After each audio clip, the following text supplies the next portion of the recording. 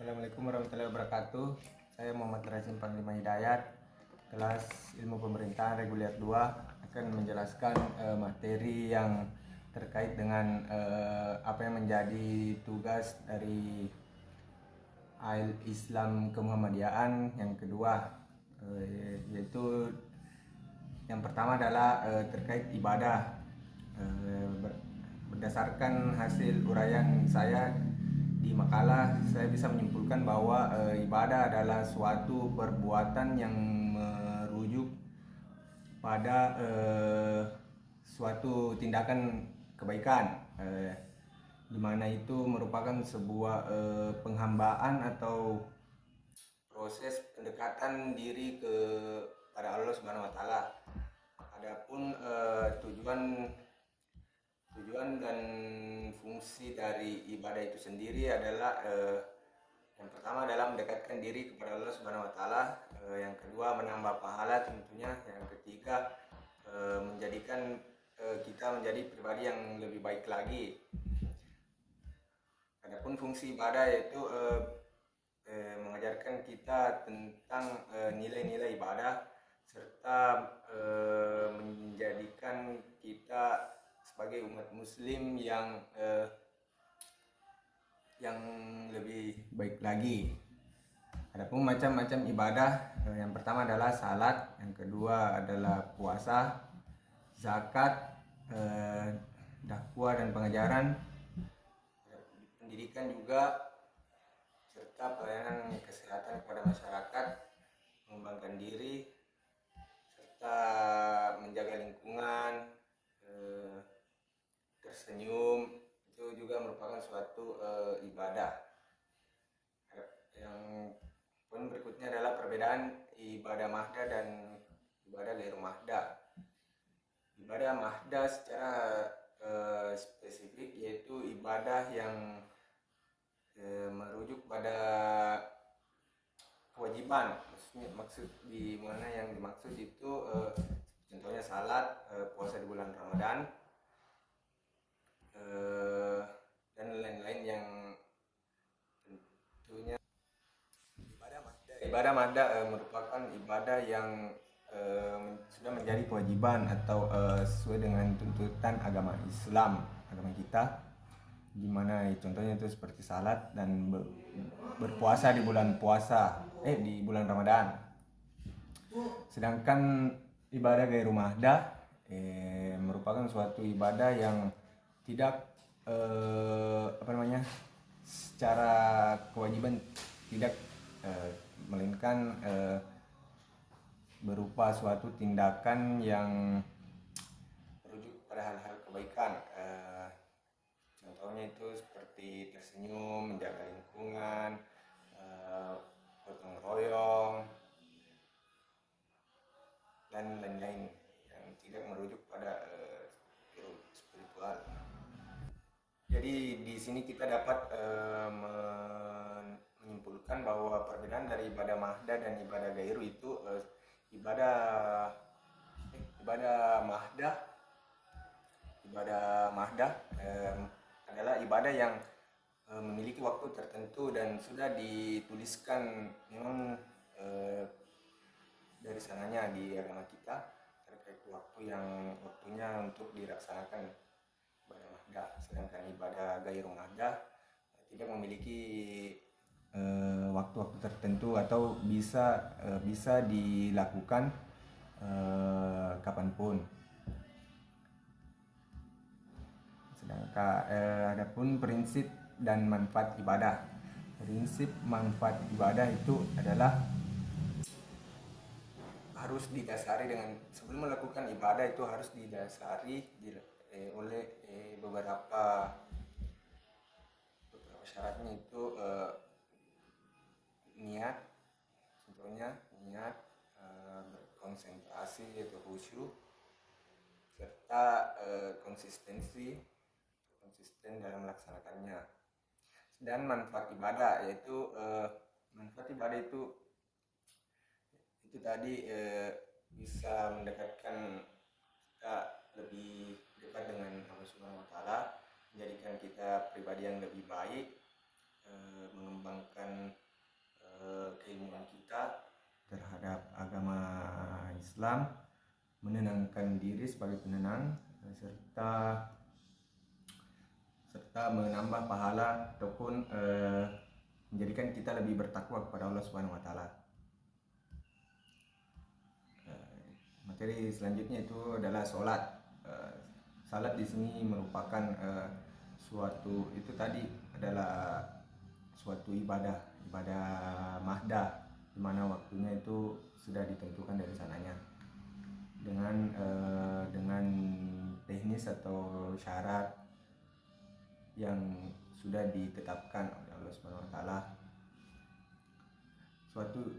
Jadi salat adalah suatu ibadah pokok dalam agama Islam. Salat juga adalah memang kewajiban agama yang penting dan merupakan cara untuk berkomunikasi atau mendekatkan diri kepada Allah Subhanahu wa taala yang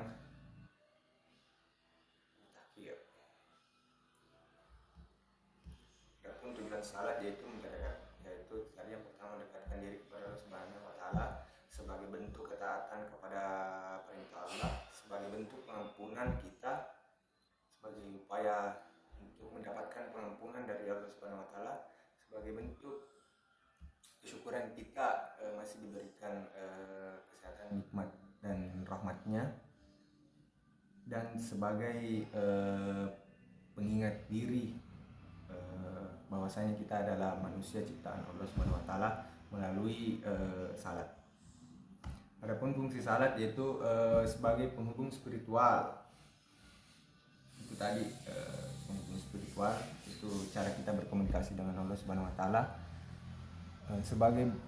Sebagai pendidikan moral dan etika, karena maksudnya di sini pendidikan moral dan etika karena dengan melaksanakan salat hati kita menjadi bersih,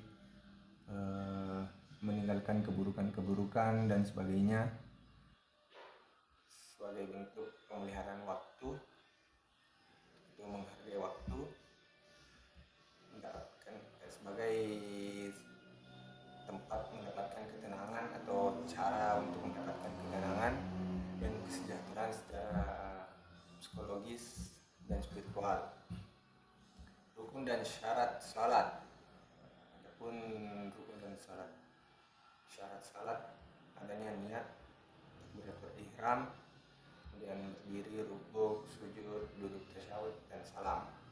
Ya, kemudian di syarat salat yaitu tentunya kebersihan, membersihkan diri, kemudian menutup aurat, salat disesuai dengan waktunya, arah kiblat yang harus diperhatikan, dan berwudu.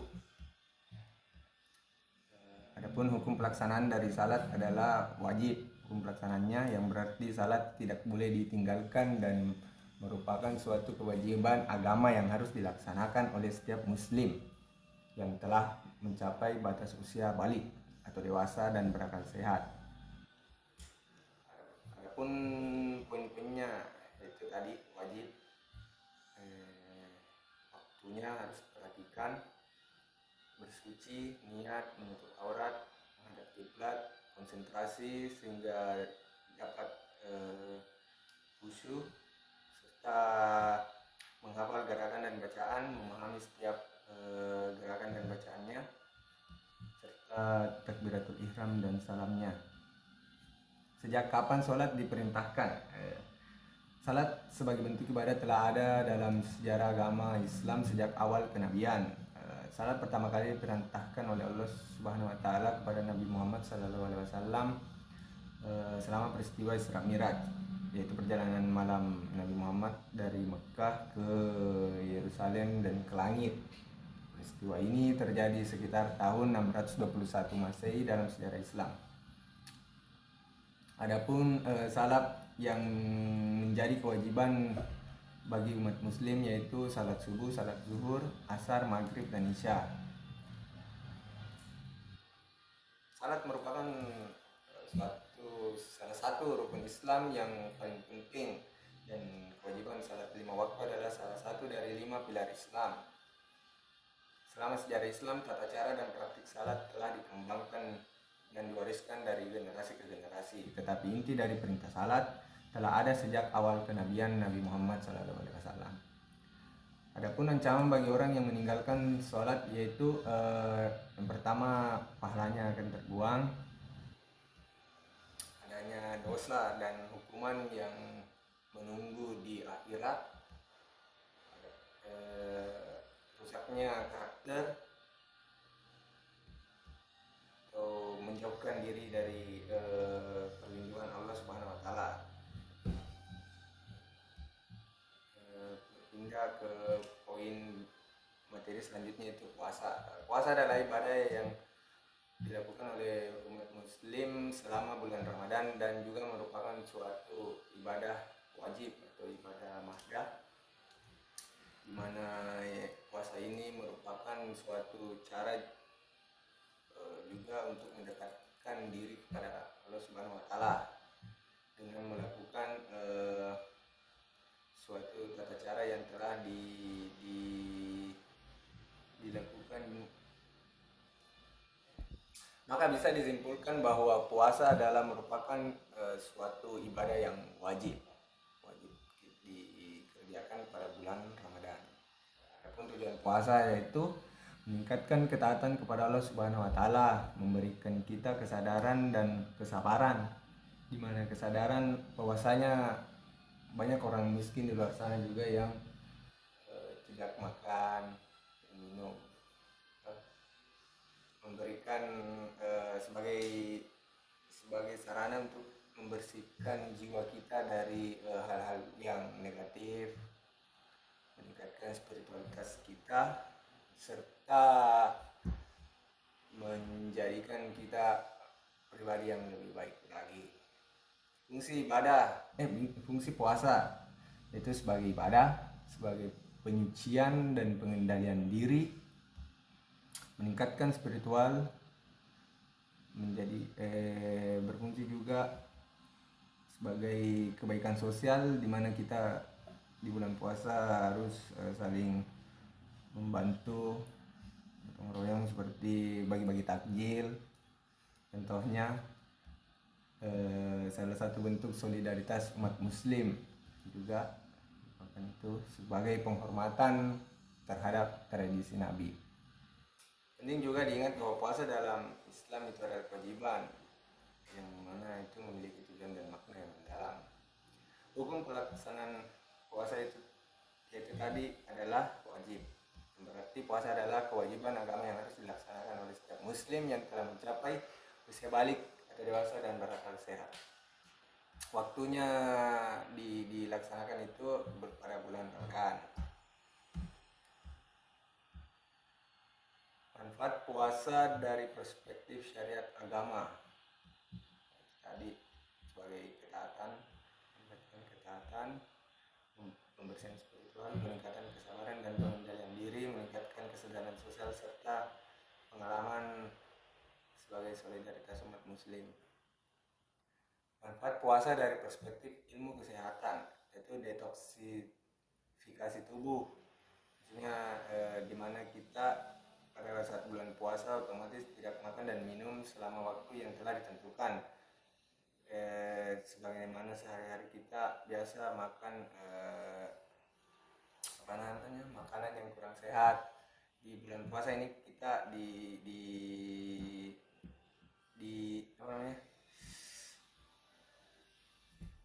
dibatasi makanan seperti itu, yang tidak dianjurkan, sekaligus menurunkan berat badan, meningkatkan metabolisme dan sensitivitas insulin, meningkatkan kesehatan jantung, meningkatkan fungsi otak, serta meningkatkan fungsi sel-sel penghancur tumor. Jadi fungsi di ilmu kesehatan memang itu puasa itu berfungsi sekali untuk menjaga kesehatan kita atau menghindarkan diri dari pola-pola makan hidup yang tidak sehat, serta memberikan menjaga imun tubuh ini tetap baik. Mungkin seperti itu. Kemudian berpindah ke materi selanjutnya, itu haji. Haji juga merupakan adalah salah satu ibadah yang penting dalam Islam, yang dimana haji itu rukun Islam yang keberapa itu, rukun Islam ya, rukun iman yang kelima atau yang terakhir. Tapi ada tetapinya, karena haji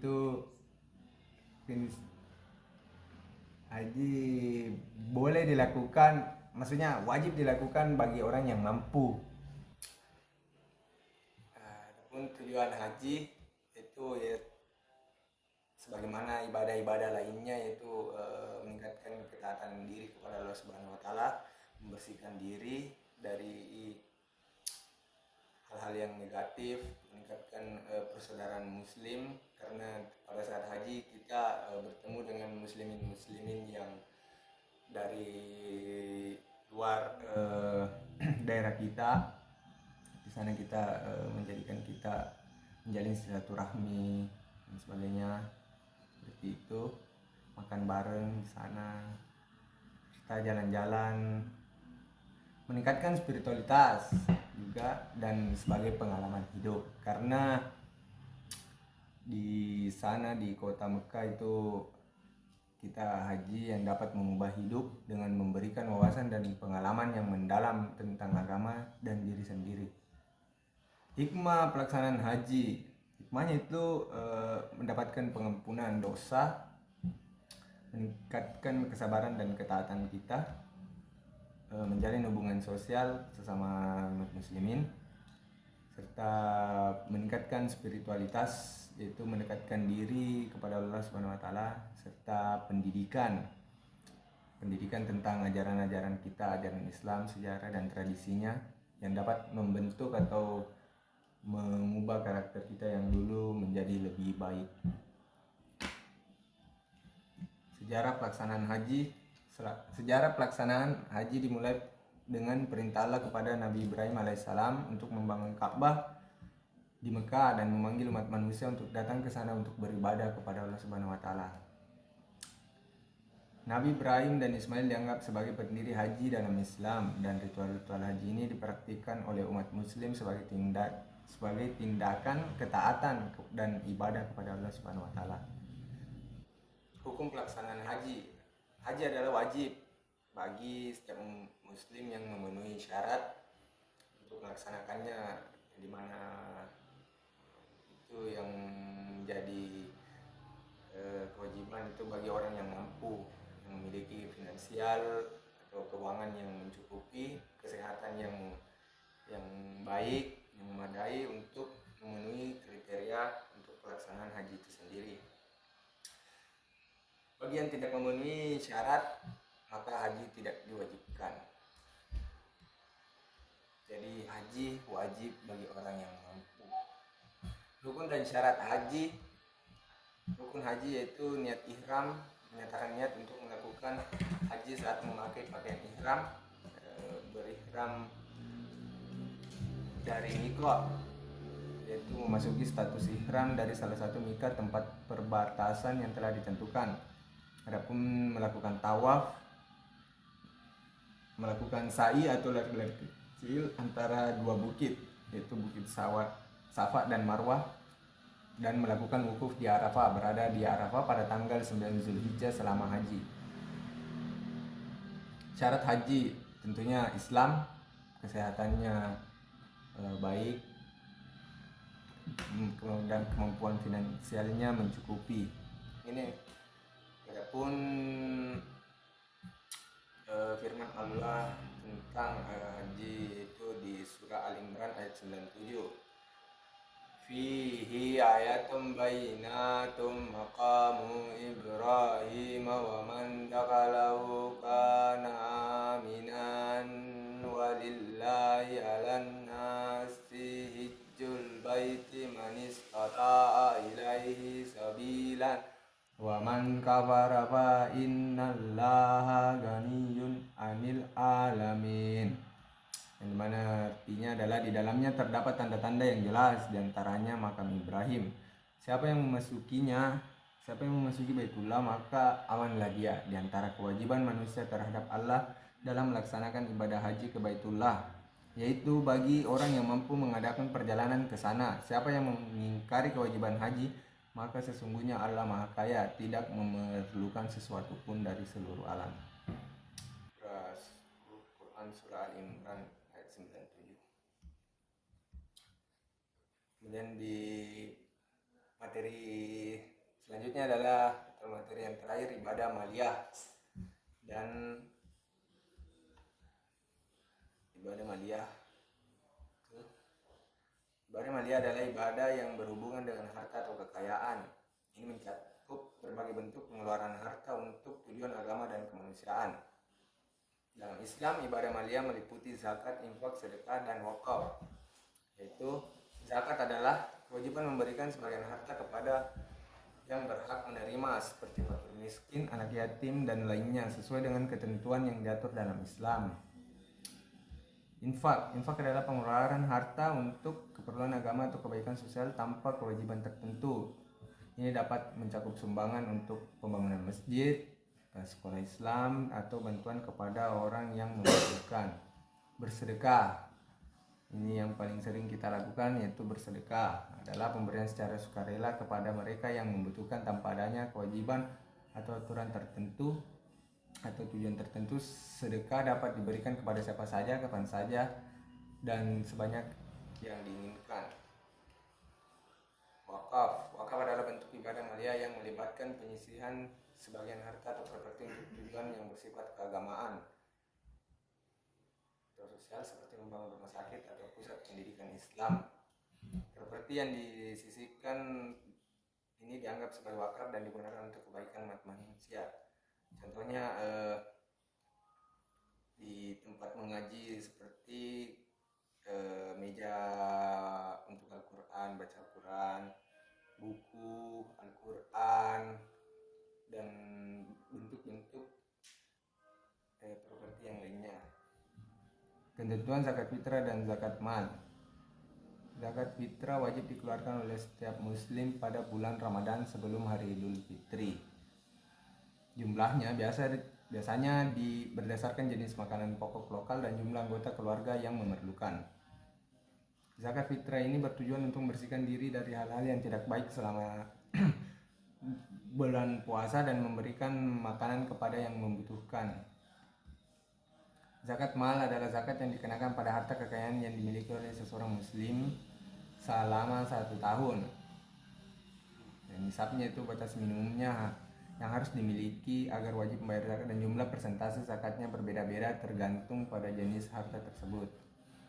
Syarat dan rukun ibadah maliyah. Syarat dan rukun ibadah maliyah dapat berbeda tergantung pada jenis ibadahnya. Pada zakat mal, adapun syaratnya itu kepemilikan, yaitu seseorang harus memiliki harta yang mencapai nisab atau batas minimum yang ditentukan oleh agama untuk menjadi wajib zakat. Syarat yang kedua zakat mal adalah kewajiban, yaitu seseorang harus memiliki harta tersebut selama setahun penuh dan memiliki kewajiban untuk membayar zakat mal. Rukun zakat mal yaitu kepemilikan harta, di mana saat melakukan zakat itu hartanya tidak dipinjam atau diutang, harus dari mereka sendiri yang melakukan itu. Niat. Rukun lainnya adalah niat untuk membersihkan harta dan memenuhi kewajiban zakat.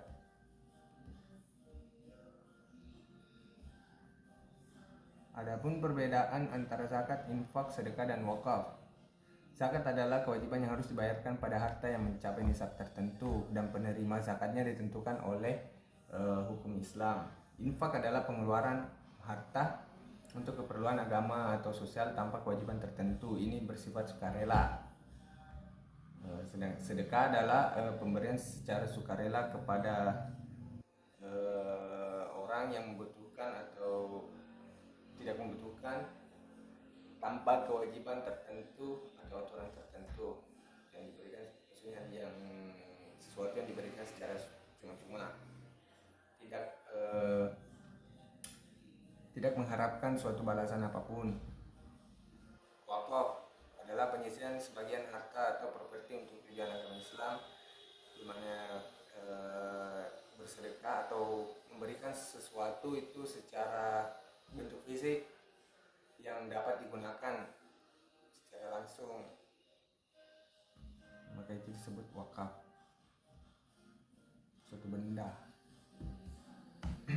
Ya mungkin itu saja tadi penjelasan dari beberapa materi yang telah diberikan kepada saya sebagai pemenuhan tugas mata kuliah Al-Islam dan Kemuhammadiyaan kedua. Seperti itu. Assalamualaikum warahmatullahi wabarakatuh. Terima kasih.